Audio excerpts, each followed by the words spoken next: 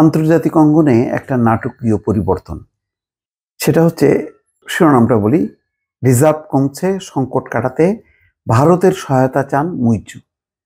যেই মুইজ্জু চীনপন্থী একেবারে যেই পরিস্থিতি তৈরি করছিল প্রেসিডেন্ট নির্বাচিত হবার পর, প্রথমেই চলে গেল আগে সেই যে ঐতিহ্য ছিল যে প্রথমে ভারত সফর করা, তার বদলে চীনে গেল, চীনের সাথে অনেক রকম চুক্তি করলো, চীনের একটা যুদ্ধজাহাজ পর্যন্ত চলে আসলো এটা নিয়ে টানাপোড়েন, এবং মালদ্বীপে থাকা যে সৈন্য, ভারতীয় সৈন্য, তাদেরকে বললো চলে যেতে হবে, সময়সীমা চলেও গেল।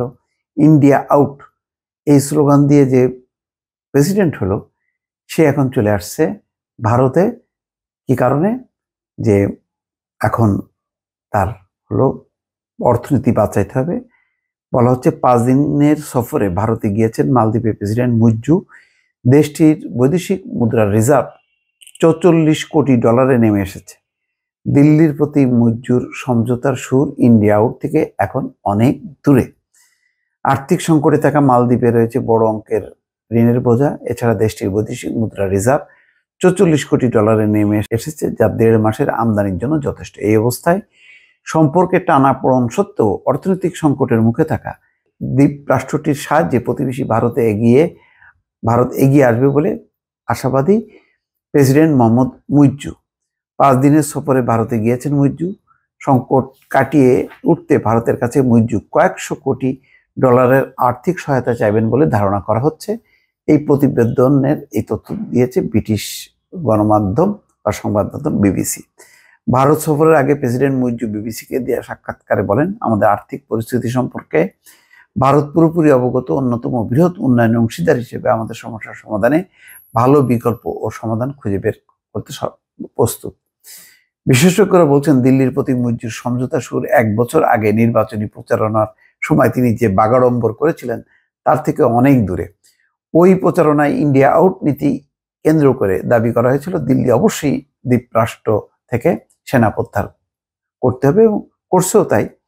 এখন আমার কাছে ধাক্কা লাগলো যে চীন ছেড়ে দিল নাকি, মানে চীনের কাছে মালদ্বীপের খুব একটা গুরুত্ব নেই এমনটা। যেমন শ্রীলঙ্কা যখন নাকি চূড়ান্তভাবে সংকটে পড়লো, তখন কিন্তু চীন পাশে থাকলো না।